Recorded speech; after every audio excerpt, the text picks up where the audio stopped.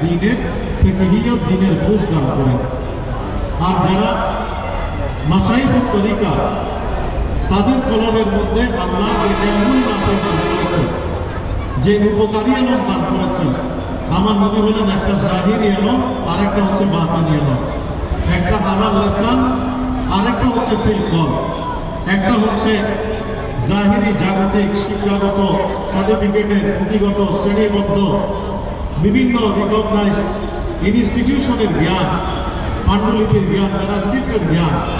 আর আরেকটা জ্ঞান আছে যে জ্ঞান দুনিয়ার কোনো মানুষের সাথে তুলনা নাই, দুনিয়ার কোনো প্রতিষ্ঠানের সাথে যেটার কোনো তুলনা নাই।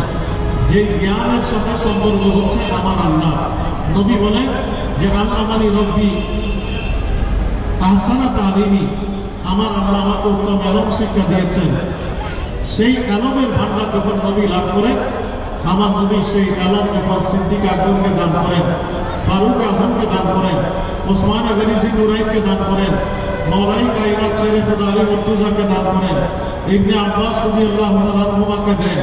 সেটা যখন আবু হুরায়রা রাদিয়াল্লাহু তাআলা আনহু পান, এবারে নবীর সাহাবায়ে কেরাম যাদেরকে নবী বলেছেন আসহাবে কামজুর, তারা যখন সেই নিয়ামত লাভ করেন, আমার নবী বলেন সেটা জাহিরি এলম না, সেটা কলবি এলম, সেটা আমার সিনাই পাক থেকে। আজকে কারণে আমরা যখন হাদিসের ভান্ডার বলি, সেই হাদিসের মধ্যে যেটাকে বলা হয় আসাহুল কুতুবে বাদা কিতাবিল্লাহ, সেই সহিহ বুখারী শরীফের মুসান্নিফ আবু আব্দুল্লাহ মুহাম্মদ ইবনে ইসমাঈল বুখারী আলাইহি রাহমা, তিনি বলেন আমি বুখারী শরীফের মধ্যে একদিকে জাগতিক এলমের সমান ঘটিয়েছি, আরেকদিকে আমি প্রত্যেকটা লক্ষ লক্ষ হাদিসকে যাচাই করে যে 4000 হাদিস তকরার ছাড়া আমি বুখারীর মধ্যে নিয়েছি, এর প্রত্যেকটা হাদিসের জন্য আমি গোসল করে ওযু করে 2 রাকাত নফল নামাজ পড়ে প্রত্যেকটা হাদিস আমি নবীর কদমের মধ্যে রেখেছি।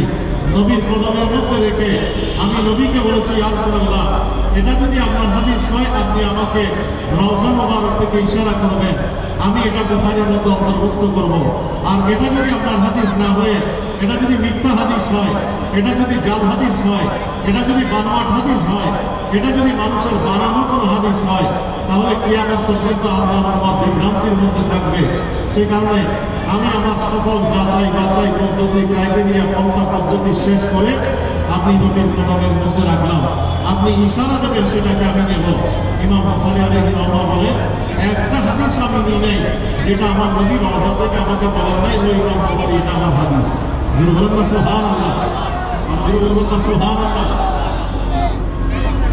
তু জিন্দা হে আল্লাহ, তু জিন্দা হে আল্লাহ, मेरी चश्मे आँखों से जो बुझाने वाले सरपनिया,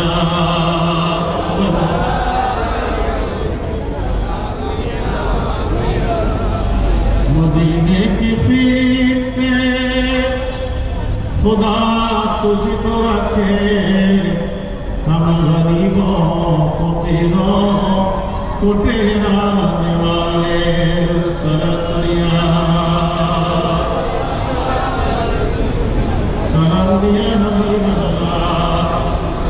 সেই এলমুল লাভের অধিকারী যারা, তারাই হচ্ছেন সম্মানী আদর্শের প্রতিক।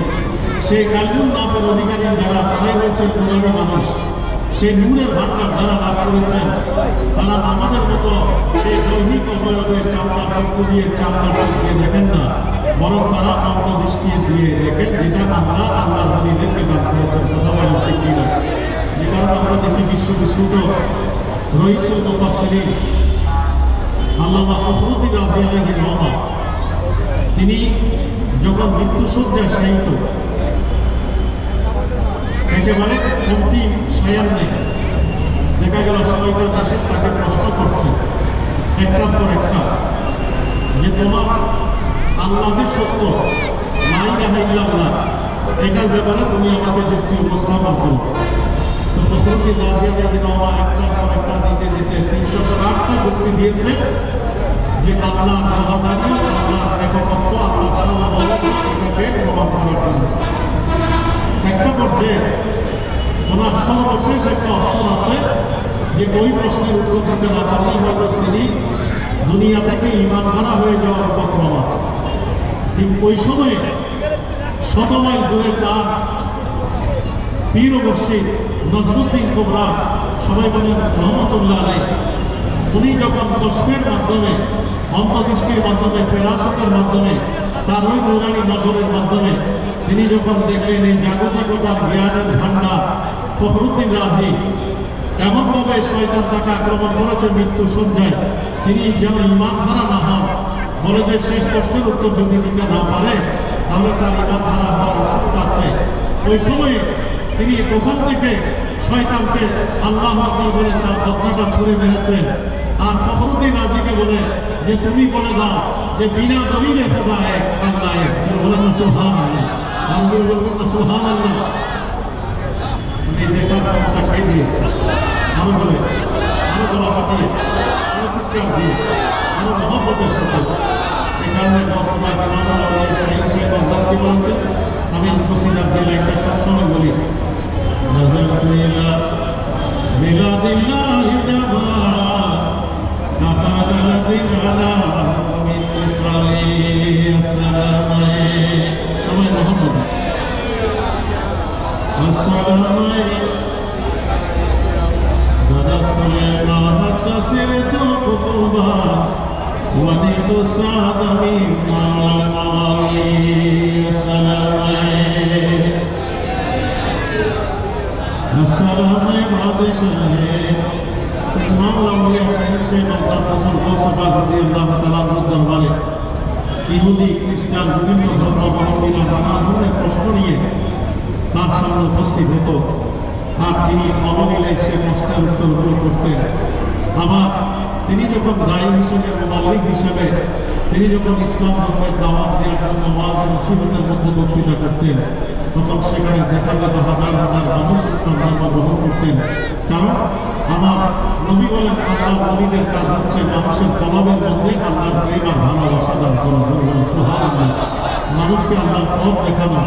শুধু কারামত আর অলৌকিকত্ব দেখিয়ে এই যে তারা এই কাজ করেছেন তা না।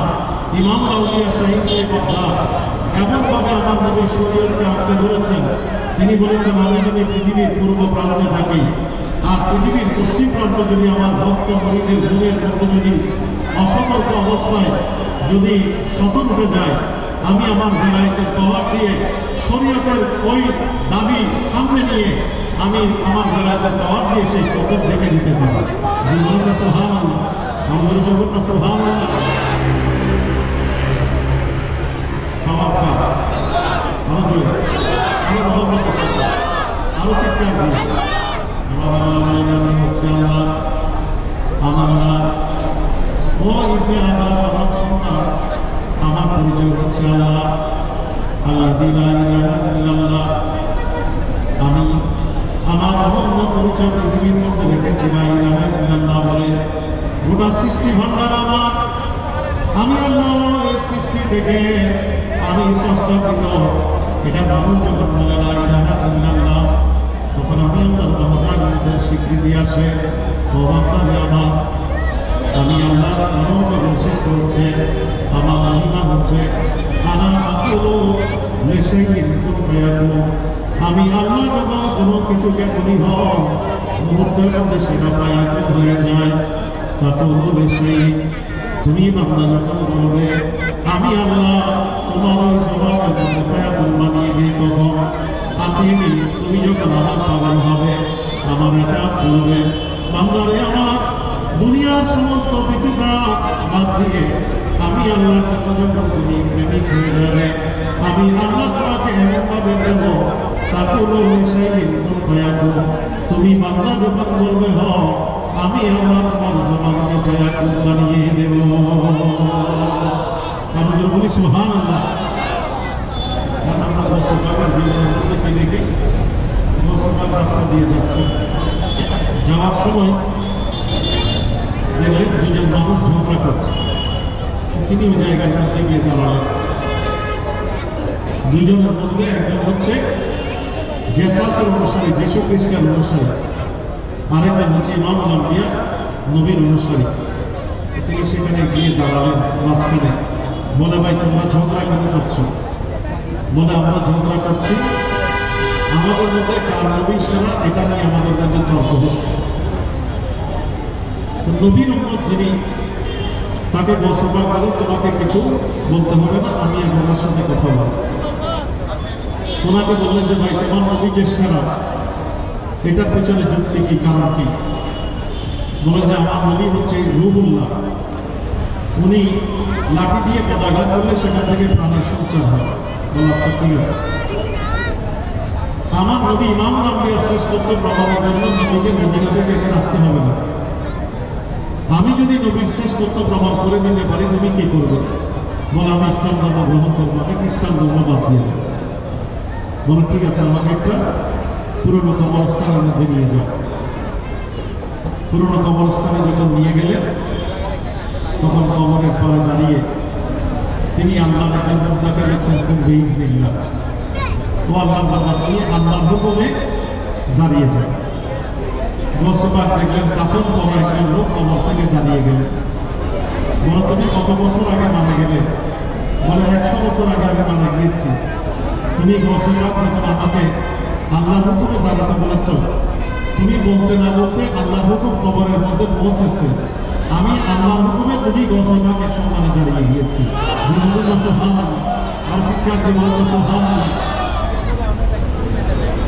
গোসবাককে কথা পেয়ে দিয়েছে, আরো বলে আরো বেলা পাঠিয়ে আরো চিৎকার দিয়ে। আমি গত মাহফিলের মধ্যে হাদিসগুলো বলেছি, সেখানে এগুলো রিপিট করছি না। তাহলে উনি যে মাটির নিচে কি হচ্ছে এটা দেখেন, ফাবাসারাহু আল্লাযী ইউবসিরু বিহি, এটা তার পাওয়ার নয়, এটা আমার মাওলা মুনিবের পাওয়ার। কথা বলেন ঠিক কিনা? উনি শোনার যে ক্ষমতা আল্লাহ তাকে দিয়েছেন, এটা কার? আরো জোরে আরো গলা ফাটিয়ে আল্লাহ দিতে পারে কি পারে না? উনি যে হাত মাছ সমুদ্রের মধ্যে এগিয়ে দেন, নৌকাকে ভিড়িয়ে দেন, জাহাজকে ভিড়িয়ে দেন, এই ক্ষমতা কার? আরো জোরে বলবেন না? এই কারণে আমার নবী বলেন, আল্লাহ প্রিয় বান্দারা যখন আল্লাহ আল্লাহ করে ফানাফিল্লাহ হয়ে যায়, তো ফানাফিল্লাহ হওয়ার ক্রাইটেরিয়া কি? ফানাফিল্লাহ হওয়ার ক্রাইটেরিয়া আমি শুধু আল্লাহকে মহব্বত করি, রসুলকে মহব্বত করি, এটা বললে হবে না। আপনার আপাত অবস্থা শরীয়ত সম্মত ভাবে হতে হবে। আপনার ওযুটা ঠিক আছে কিনা? আপনি বিয়ে মুসলিম, আপনি একজন মুসলমান, আপনি ওযু করছেন, আপনার ওযুর নিয়তটা সহি কিনা, ওযুর দোয়াটা ঠিক কিনা, আপনি ওযুটা মুস্তাহাসান তরিকায় সুন্নাহ তরিকায় আপনি করছেন কিনা। আমাদের কারো বয়স 50, কারো 60, কারো 70, আমাদেরকে জিজ্ঞেস করলে আমরা ওযুর ফরজ কয়টা জানি না, গোসলের ফরজ কয়টা আমরা জানি না। আর ইমাম আউলিয়া গৌসবা বেলায়েতের সম্রাট হয়েছেন কেন? গিবতাতুন নাযির ফি তরজুমাতার শেখ আব্দুল কাদের জিলানী রাদিয়াল্লাহু তাআলা আনহু, এটা আমার মতো সাধারণ বেতপদের বক্তৃতা, সাধারণ মানের কোনো মানুষের কথা না। আল্লামা ইবনে হাজার আসকালানী আলাইহির রহমা তার কিতাবের মধ্যে এটা এনেছেন। আবু আব্দুল্লাহ আল ফাতাকে কোট করেছেন, আবার সেটা কোট করেছেন আল্লামা সাদকুফি আলাইহির রহমা। তিনি বলছেন গৌসবাকে খাদেম আবু আব্দুল্লাহ আল ফাতা বলছেন, আমি 40 বছর ধরে গৌসবাগের কাছে ওযুর পানি নিয়ে যেতাম, আর ওই ওযুর পানি এমনভাবে মুস্তাহাসান তরিকায় গৌসবাগ উত্তম তরিকায় ওযু করতেন। ওই ওযু করে আসর এশার নামাজ পড়ে তিনি আল্লাহ আল্লাহ জিকির করে, কিয়ামুল লাইল পালন করে, তাহাজ্জুদের নামাজ পড়ে, আল্লাহর কোরআন তেলাওয়াত করে, বেরিয়া ইবাদত বন্দেগী করে, তিনি বিনিদ্র রজনী যাপন করে, আরামের ঘুমকে হারাম করে তিনি আল্লাহর জন্য পাগল হয়েছেন। আমি গৌসবাগকে 40 বছর ধরে ফজরের আগে দ্বিতীয়বার কোনো পানি দিতে হয় নাই, ওই একই এশার ওযুর পানি দিয়ে গৌসবাগ ফজরের নামাজ পড়েছেন 40 বছরের বেশি সময়কাল। চিৎকার দিয়ে বলো সুবহানাল্লাহ, সুবহানাল্লাহ। সে কারণে গৌসবাগ বলেন, তুমি যদি আমার ভক্ত মুরিদ হও, তাহলে তুমি উত্তম তরিকায় সুন্নাহ অনুযায়ী প্রথমে ওযু করতে হবে। নামাজ শুধু 5 ওয়াক্ত ফরজ নামাজ পড়লে হবে না। 5 ওয়াক্ত ফরজ নামাজের পাশাপাশি তাহাজ্জুদের নামাজ ও কিয়ামুল লাইল পালন করে। বলে যে আমার ভক্ত মুরিদকে শেখ মনসুর আলী শাহ রহমাতুল্লাহ আলাইহি, আপনি যখন ওনার জীবন পড়বেন, আপনি যখন ওনাকে স্টাডি করবেন, আপনি যখন ওনার ইতিহাস যখন আপনি দেখতে চাইবেন, যেই আল্লাহর নবী আমাদের অন্তরের মধ্যে কেন বিরাজমান, আমরা কেন তার উরুসে পাক করছি, আমরা কেন গরু ছাগল নজর নিয়াজ নিয়ে এত ধুমধামের সাথে তার জন্য উরুসে পাক করছি, কি এই ভালোবাসা কেন তিনি পেয়েছেন, কেন এই সম্মান, কেন এই শ্রদ্ধা? কারণ তিনি দেখা গেল যে তিনি বেরিয়ে ইবাদতের মাধ্যমে রাত জেগে নফল রোজা রেখে আল্লাহর পথে পথে হেঁটে আল্লাহর দ্বীনের পথে মানুষকে আহ্বান জানিয়েছেন। হয়তো এই জায়গার মধ্যে রাস্তা ছিল না, এই কণ্ঠকাকীর্ণ জায়গার মধ্যে উনি এসেছেন। ওনার মতো আজম শাহ রহমতুল্লাহ এরকম যারা আল্লাহ ওলির আছে, তারা বিভিন্ন বন জঙ্গলে কণ্ঠকাকীর্ণ পর্বত সংকুল জায়গার মধ্যে তারা খানকা করে ইবাদত গা করে তারা যখন এখানে ইবাদত করছেন, তাদের সেই ইবাদতের জায়গা মাজার পাশে বাঘ, ভাল্লুক, সরীসৃপ, জিন, ভূত সবগুলো যখন অনুগামী হচ্ছে, মানুষ দেখে দেখে ইমপ্রেসড হচ্ছে, মানুষ তাদের প্রতি আকৃষ্ট হচ্ছে, তাদের ওই জনশ্রুতি অনুযায়ী মানুষের মনে মনে মানুষের কলমের মধ্যে তাদের চর্চা যখন শুরু হয়ে যায়, আমার আল্লাহ তখন মানুষের কলমের মধ্যে তাদের ভালোবাসাও জারি করে দেন। আরো যদি বলি না সুবহানাল্লাহ। ঘোষণা করেন في هواجره مسيحانه وفي ظلم الليالي كالليالي السلام عليك السلام عليك বলে যে তুমি যখন এই নিয়ামতের অধিকারী হবে, তোমার স্বপ্নের মধ্যে আমি গৌসে পাক মেহমান হয়ে তোমাকে দেখা দেবো। সুবহানাল্লাহ।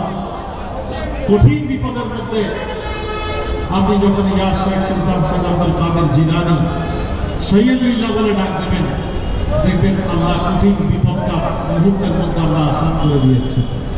ক্ষমতা কার? একটু জোরে বলেন না। মরাকে চিন্তা করেছেন ক্ষমতা কার? স্রষ্টাকে। সেখানে গৌসে পাক কি বলেছেন? তুসিরি ফাওকা মাইতি লাগামা বিকুদরাতিল মাওলা তাআলা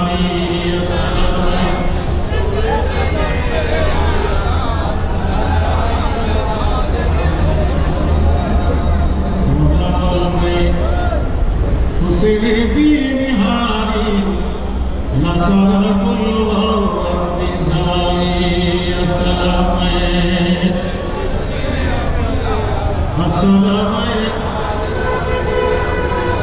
ولا ولقيت سري في جبالي لدكت وقفت بين رمالي يا سلام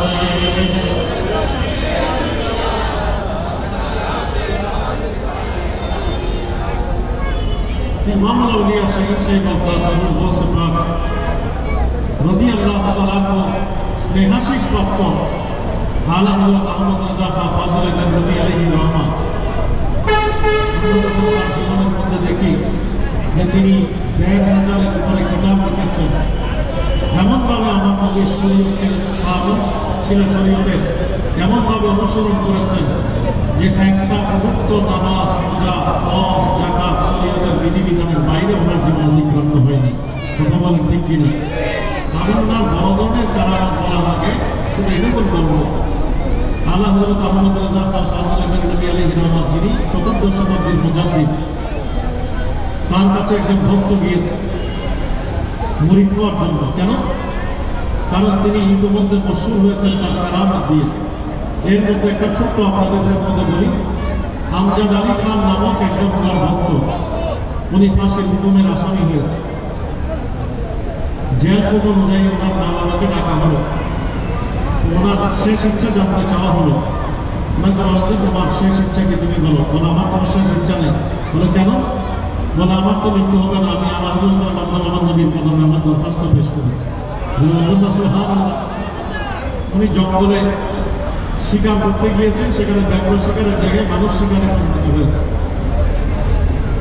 উনি অনেক কান্নাকাটি করে আল্লাহ দরবারে তওবা করেছেন।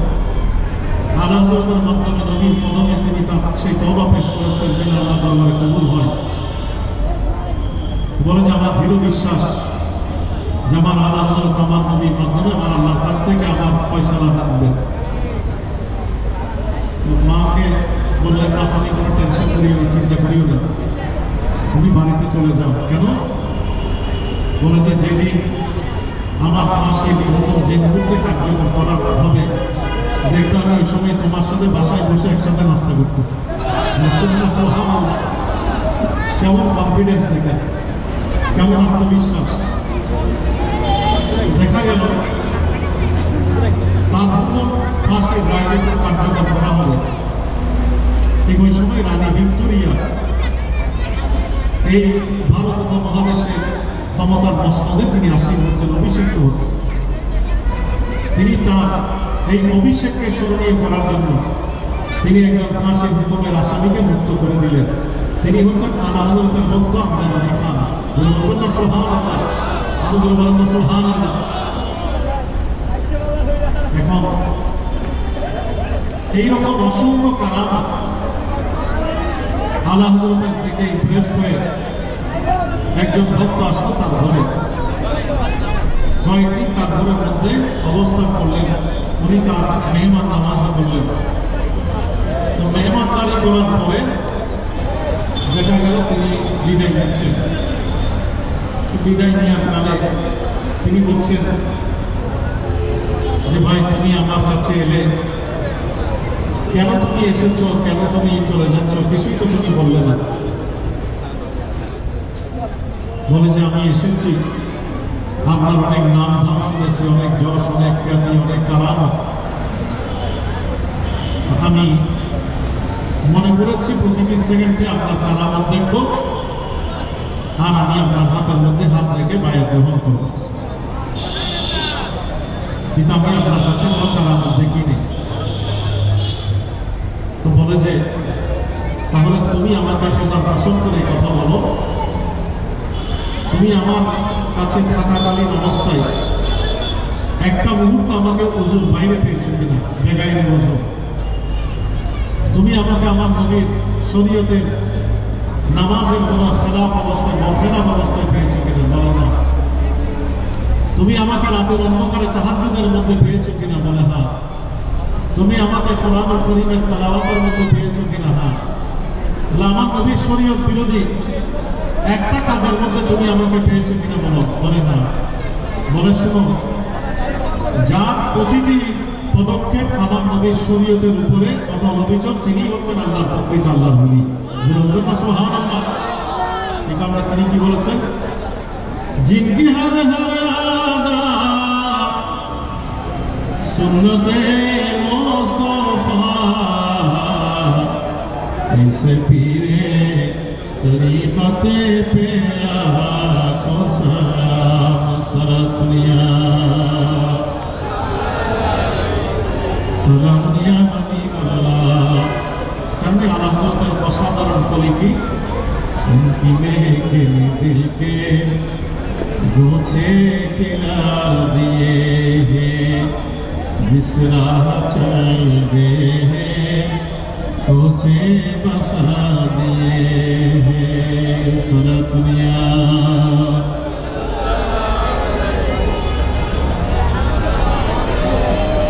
मेरे करीम से खतरा किसी ने मांगा, दरिया बहा दिए हैं, दुरे बहा दिए हैं, उनकी महके ने दिल के गोछे खिला दिए हैं सरतनिया।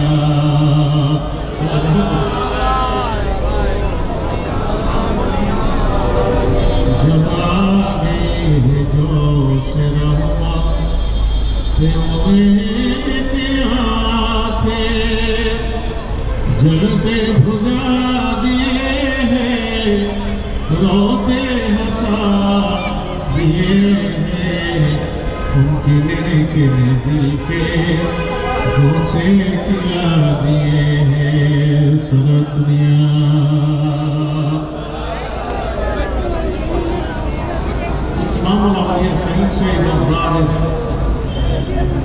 অন্যতম স্নেহধন্য হচ্ছেন আলা হযরত আহমদ রাজা খান ফাজিল নবী আলাইহির রহমত। উনি যখন ভারত উপমহাদেশের মধ্যে ওনার বেলায়, ওনার কারামত দিয়ে যখন ওনার যশ খেলে ছড়িয়ে পড়ছে, তখন দেখা গেল আলিগড় ইউনিভার্সিটির vice chancellor sir doctor Ziauddin একটা সমস্যায় পড়লেন। সেটা কি, ত্রিকোণমিতির একটা কঠিন বিষয় উনি কোনোরকম সমাধান করতে পারছেন। উনি সিদ্ধান্ত নিলেন উনি জার্মানে যাবেন। দেখা গেল ওই সময়ে ওনার বিশ্ববিদ্যালয়ের একজন অধ্যাপক আল্লামা সুলাইমান আশরাফ, উনি বলেন যে স্যার আপনি কষ্ট করে জার্মানি কেন যাবেন, আমি আপনাকে বেরেলিতে রাইবেরেলিতে নিয়ে যাই, সেখানে যদি আপনার কাজ হয়ে যায় তাহলে আপনার সময় টাকা পয়সা সব কিছু সেভ হবে, আপনার জার্মানি যাওয়ার দরকার নেই। তখন উনি ওনাকে একটা বর্ষনা করলেন, গালিগালাজ করলেন, উল্টা বলে আমি ত্রিকোণমিতির সমাধান পাচ্ছি না কোনো গাণিতিকের কাছে, আর তুমি আমাকে একটা মোল্লার কাছে নিয়ে যাবে, উনি আমার কি করবে? বলে স্যার আপনি আমাকে যতই গান বন্ধ করেন আমি আপনাকে নিয়েই ছাড়ব। উনি বেরেলি শরীফে গেলেন, আলা হযরতের সাথে ওনার দেখা। আলা হযরত ওনাদের সাথে কেন আসলেন, কি কারণে আসলেন কিছুই জিজ্ঞেস না করে শুধু মেহমান নামাজি করলেন। আর ভিতরে গিয়ে উনি একটা ছেঁড়া বই নিয়ে আসলেন। সেই ছেঁড়া বইটা হচ্ছে ত্রিকোণমিতির একটা বই। এটা উনি স্যার ডক্টর জিয়াউদ্দিন সাহেবের সামনে দিলেন এবং যেই জটিল সমস্যা নিয়ে তিনি গিয়েছেন সেটা তিনি সমাধান করে দিলেন, একটা বাল্যশিক্ষার ছাত্রের মতো করে তিনি বুঝিয়ে দিলেন। উনি বলে এটা তো আমার কাছে একটা বিস্ময়কর ব্যাপার, যেটা আমি তন্ন করে ভারত উপমহাদেশে কারো কাছ থেকে সমাধান পাইনি, আপনি সেটার সমাধান আমাকে করে দিলেন। আর এই শত শত মাইল ঘুরে আলিগড় থেকে রায়বেরেলিতে আমরা যে আসবো, এটা তো আমরা কাউকে বলিনি, কারো মারফত আমরা খবর পাইনি। আর তখনকার দিনে আজকে মোবাইলে যেভাবে আমরা কথা বলছি ওরকম কোনো সুযোগও ছিল না। তাহলে উনি কিভাবে জানবেন? উনি বললেন যে দেখো, ওই যে আমি শুরুতে যে কথা বলেছি প্যারাসুট অফ দ্য বৃষ্টি, ওনারা শুধু বাইরের চামড়ার চোখ দিয়ে দেখেন না, অন্তর্চক্ষু দিয়ে দেখেন। বলে আমি যখন ছোটবেলায় আমি বেরেলিতে পড়ালেখায় মগ্ন, আমার বাবা সোহবতে, তখন আমার বাবা আমাকে মদিনায় মুনাওয়ারায় নবীর রওজায় আতহারে নিয়ে গিয়েছে। আমি সেখানে বসে বসে ইবাদত করেছি, রিয়াজত করেছি। আর শুধু ত্রিকোণমিতি আলজেব্রা পাটিগণিত না, দুনিয়ার এমন কোনো জ্ঞান নাই যে জ্ঞান ভান্ডার আল্লাহ আমার সিনার মধ্যে মজুদ করে দেননি। বলে এটা আমি দুনিয়ার কোনো প্রতিষ্ঠান থেকে পাই নাই, এটা কলবি আলম এমন না পেয়ে এটা সরাসরি কলম আমার নবীর মাধ্যমে আমি লাভ করেছি। সুবহানাল্লাহ। লৌটা कोई दर्स खाली मांगा जो किसी ने मिले ही गया, जिस वक्त मदीने वाले की उंगली की इशारे होते हैं सलातुनिया।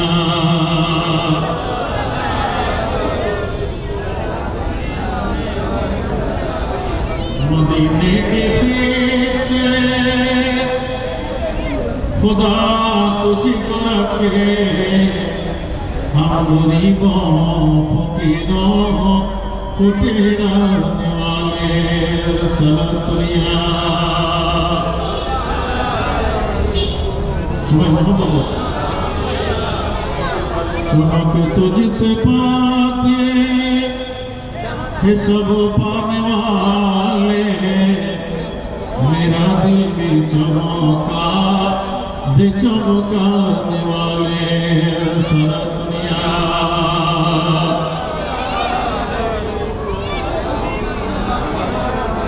আমরা দেখেন এভাবে আমরা যখন গরিব নওয়াজের দিকে তাকাই, আমরা উপমহাদেশের মানুষ আজকে ইসলামের আলো পেয়েছে আল্লাহর মহান বলিদের মাধ্যমে, ঠিক না?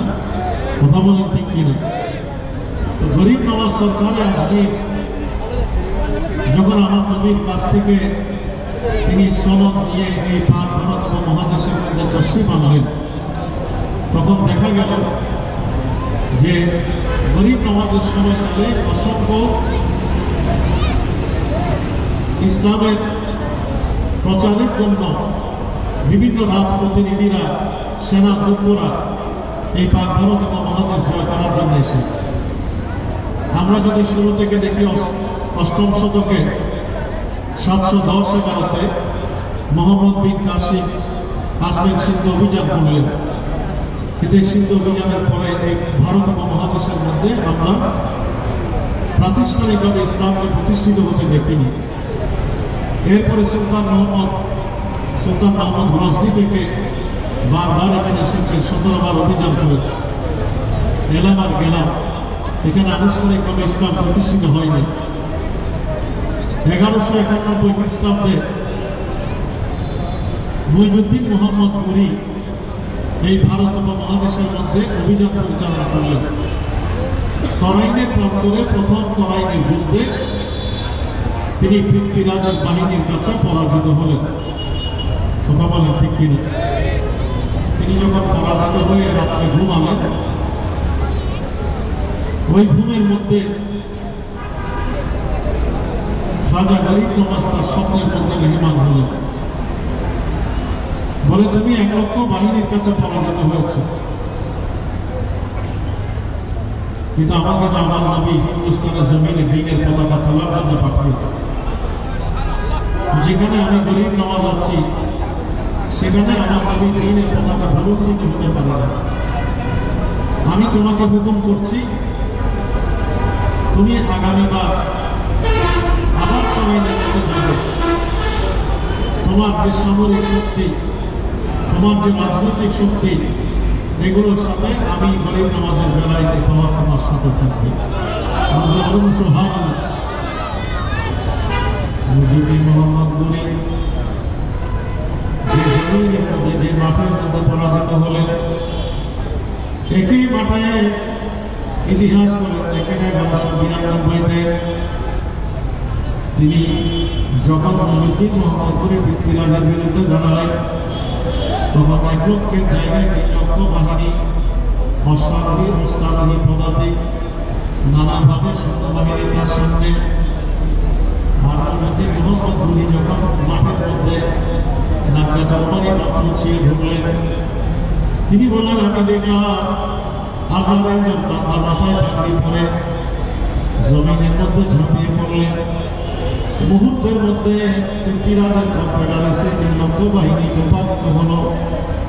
আমি পরের দিন যখন আসরের নামাজ পড়ার জন্য একটু উঁচু জায়গার মধ্যে গেলাম, সেখানে তিনি আসরের নামাজ ইমামতি করলেন।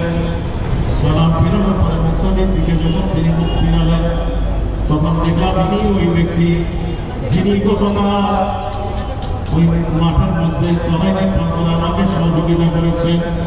উনি ওই ব্যক্তি যিনি আমার স্বপ্নে মেহমান হয়ে আমাকে এখানে আসার জন্য আদেশ করেছেন। আমি তার কদম যুগল ধরে জিজ্ঞেস করলাম, কে আপনি? তখন বললেন, ও মইজুদ্দিন মোহাম্মদ পুরী, আমার নবীর আদেশ নিয়ে আমি হিন্দুস্তানের জমিনে ইসলামের চূড়ান্ত পতাকা তোলার জন্য এসেছিলাম। তুমি ভুলুণ্ঠিত হও সেটা আমি চাইনি। আমার নবী আমাকে দায়িত্ব দিয়েছেন ইসলামের দ্বীনের পতাকা তোলার জন্য। আমি সেই খাজা গরিব নওয়াজ আমার নবীর পক্ষ থেকে প্রতিনিধি হয়ে কাল তরাইনের প্রান্তর আমি তোমাকে বিজয়ের মালা পরিয়ে দিয়েছিলাম। সুবহানাল্লাহ, আর চিৎকার দিয়ে বলে সুবহানাল্লাহ। सिकंदर से वो मुर्दे फकीरा हो जिसकी फकीरी में गोए असदुल्लाह सरत दुनिया।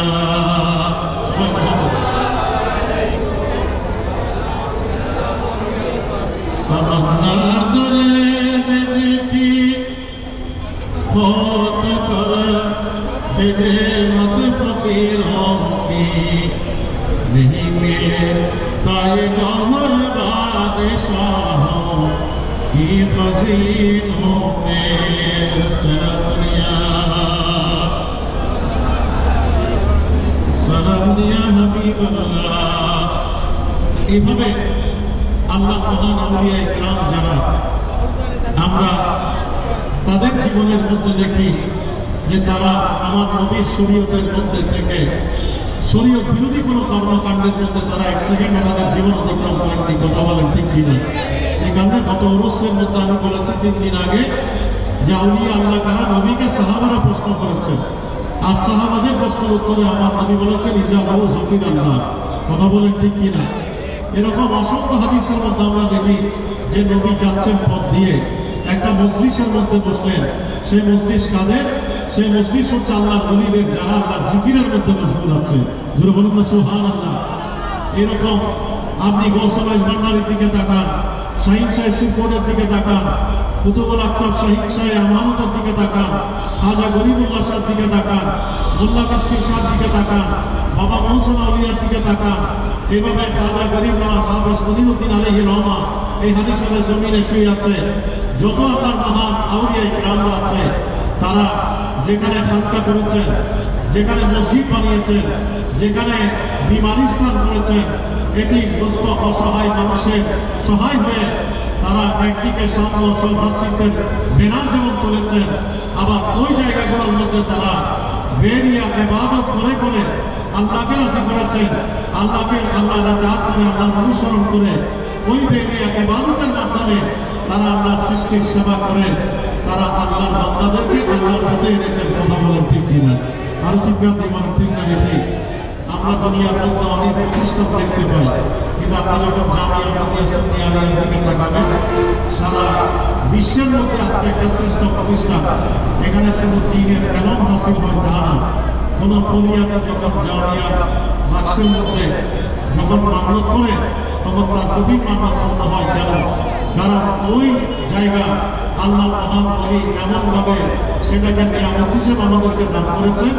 আপনি দান সৎকার করছেন, আপনি মান্নত করছেন, আর সেই টাকাগুলোর বিনিময়ে অসংখ্য এতিম অসহায় মানুষের লালন পালন হচ্ছে, যাদের ব্যাপারে আমার নবী বলেন জান্নাতের মধ্যে আমি আর এতিমের লালন পালনকারী শাহাদাত আঙ্গুল এবং মধ্যম আঙ্গুলকে করে আমার নবী বলেন আনা ওয়া কাফিল ইয়াতীমা হাতাই, এইভাবে আমি জান্নাতের মধ্যে অবস্থান করব। সুবহানাল্লাহ, আর বলবেন না সুবহানাল্লাহ। সেই প্রতিষ্ঠানের দিকে যখন আপনি তাকাবেন, তখন দেখবেন যে সেখানে এলাকায় দিন হাসিল করতেছেন হাজার হাজার ছাত্ররা। কথা বলেন ঠিক কিনা?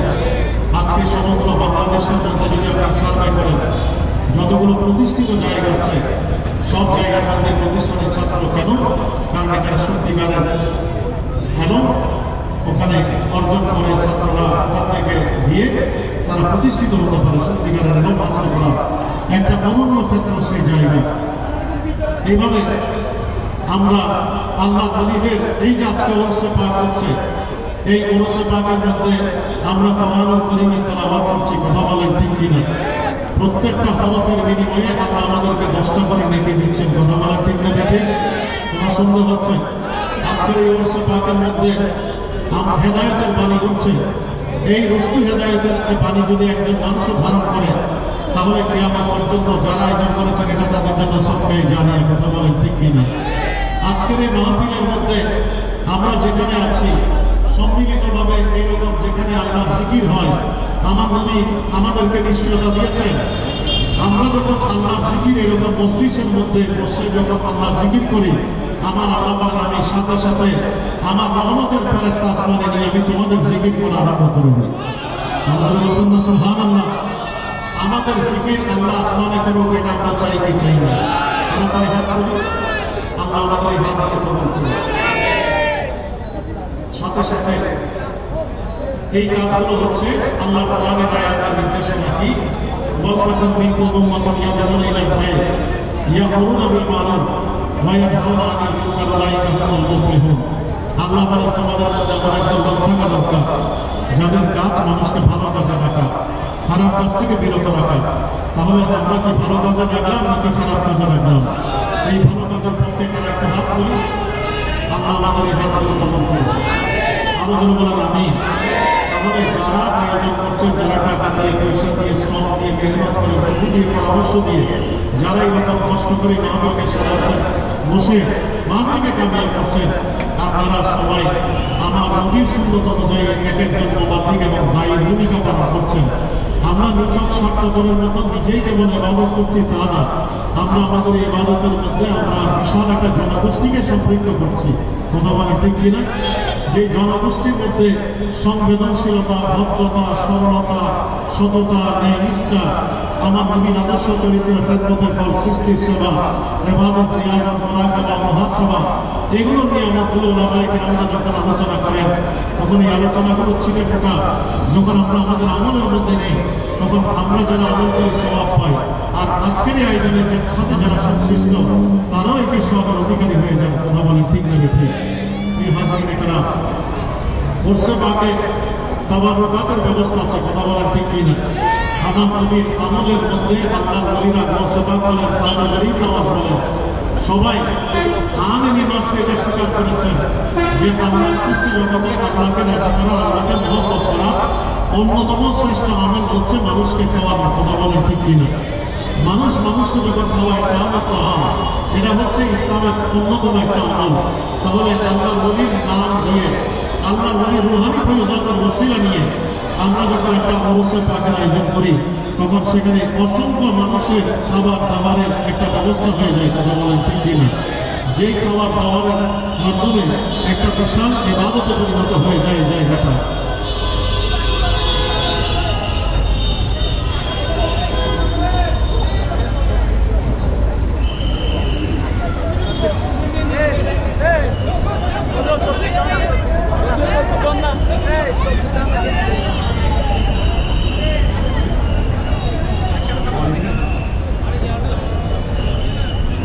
যাই হোক, আমি পরিশেষে আপনাদের বলবো আমরা যেন এই মাহফিলগুলোকে শরীয়ত সম্মতভাবে যেন